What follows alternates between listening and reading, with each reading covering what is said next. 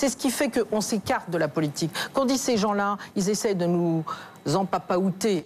Empapaouter, voilà, c'est assez direct, pour ne pas dire un peu trivial. On va pas jouer les vierges effarouchées, mais cet argot est quand même assez inhabituel dans la voie des politiques de premier plan. On va vous laisser, avec Pascal, on a décidé de vous laisser chercher la définition originale, parce qu'on ne peut ni la dire, ni l'écrire.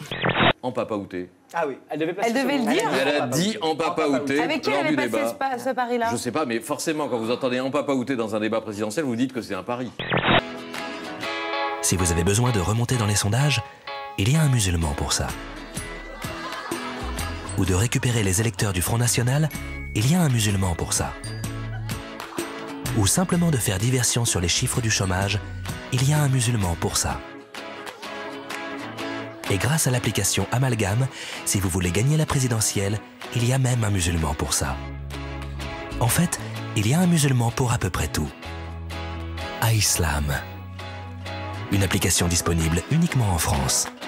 5 900 000 téléspectateurs ont suivi pratiquement de bout en bout le débat du second tour des primaires socialistes entre Martine Aubry et François Hollande. Alors j'imagine que le ministre de la Communication doit se réjouir du succès d'une émission du service public. Et en même temps, est-ce que le membre du gouvernement Fillon ne trouve pas que tout ça ressemble à un signal inquiétant pour la majorité? Non, le téléspectateur se réjouit de la permanence de la télé-réalité, de cette nouvelle version du Loft, avec Jean-Patrick, Loana et Stevie qui reviennent devant les écrans.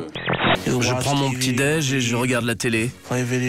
Ou je lis, ou je joue aux jeux vidéo. C'est ça mon quotidien. Je fais presque rien.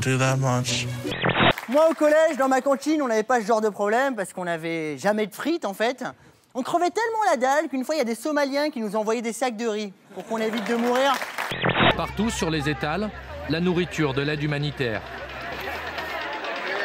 Un business florissant, à ciel ouvert. C'est la nourriture de l'aide humanitaire. On la vend aux gens. Combien? C'est du riz? Ce paquet coûte $5. 5 $. Dégage d'ici, c'est l'abruti. Sors de mon hangar et retourne dans ton magasin. Je vais te tuer. Allez, il faut se lever. Dans quelques heures, il rejoindra le bloc opératoire pour y subir sa première intervention. Mais du fait de sa corpulence, les risques de complications sous anesthésie sont nombreux et Billy en a conscience. Ça s'appelle les goûteurs, donc il est employé par la société de tabac pour goûter le plus de bidis possible. Les bidis, vous savez, c'est les cigarettes indiennes. Donc il doit en goûter quand même 1000 par jour, c'est ce que nous dit Géo. J'ai fait les calculs, hein. Si on prend une journée de 12 heures, je ne sais pas combien de temps travaille un Indien par jour, mais même une journée de 12 heures, ça fait 83 cigarettes par heure, presque 1,5 par minute. Alors il n'est pas obligé de les finir toutes, mais c'est absolument énorme, et tout ça pour 1 € par jour. La seule chose que j'ai trouvée à côté de moi, c'était le fer à repasser. Qui était branché? Non, heureusement. Ouais. Donc j'ai pris le fer et lui il tenait. Et quoi? Il tenait mes cheveux, mes nattes. Ouais. Et je l'ai tapé. Avec le fer? Oui. Et vous l'avez tapé où? Sur la tête. Oh.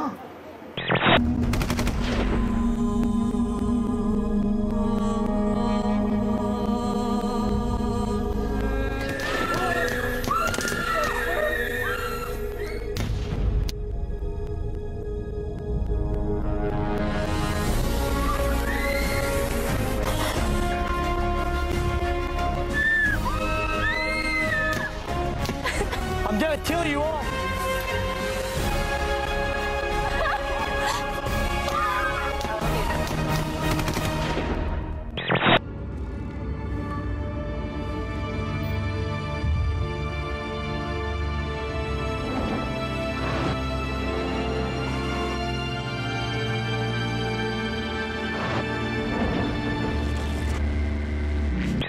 Oui, l'arnaque, encore jamais vue en Europe, avait été imaginée par 3 joueurs italiens avec la complicité d'un employé du casino pour rafler plusieurs dizaines de milliers d'euros aux tables de poker.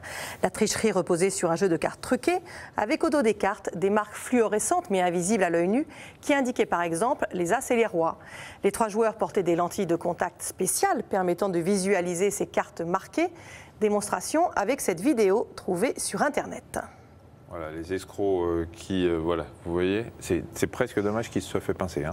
Là, ici, sur son épaule, il y a un morceau de tissu sur lequel, en fait, c'est un morceau d'essuie avec lequel il s'est essuyé. Il y a encore des traces de maquillage dessus. Enfin, il y a l'ADN de Johnny dessus. Le jour où on veut le recréer quand il est parti, malheureusement pour nous, le jour que ça va arriver, on peut reprendre de l'ADN de Johnny là-dessus. Et on recrée, obligé. Qu'est-ce qu'on ferait sans notre Johnny? On vivrait plus. Donc ça, j'y tiens comme à la prunelle de mes yeux, ça c'est clair. Quand on voit les gens se dandiner sans musique, là, ça devient carrément hallucinant. Surtout qu'avec 3 DJ et 3 ambiances différentes, forcément, on n'est pas sûr de danser sur la même musique.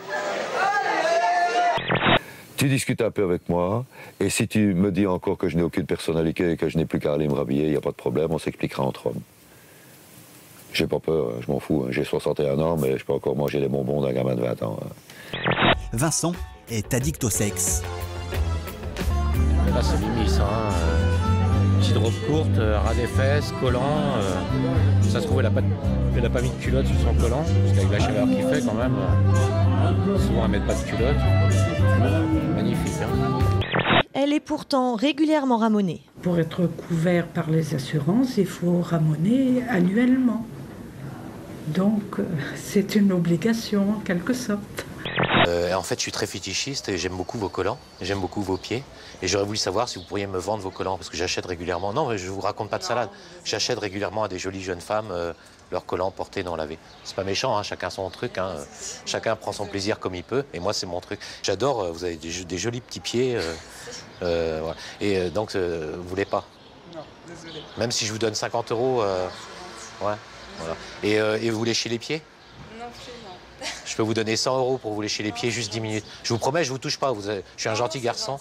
D'accord. Il n'y a pas de problème. Bah, je vous remercie. Passez une belle journée. Au revoir. Touaille, T-O-U-A-I-L-L-E. That's always good. He is an amazing director. Very sensitive. I don't give a shit! La mise en scène. A white shot like that. Castle burning, we like that. Everybody screaming, lot of blood, boom, explosion. Le scénario. Sorry, we're ready for Yeah, la musique. En fait, j'aime tout dans le cinéma. Vous savez, j'ai vu tellement de grands films depuis tant d'années qu'un jour je me suis dit, pourquoi pas moi? Et là, on se met un sac à glaçons sur la tête, voilà, et on va se coucher. Oui, bah c'est ce que je m'apprêtais à faire.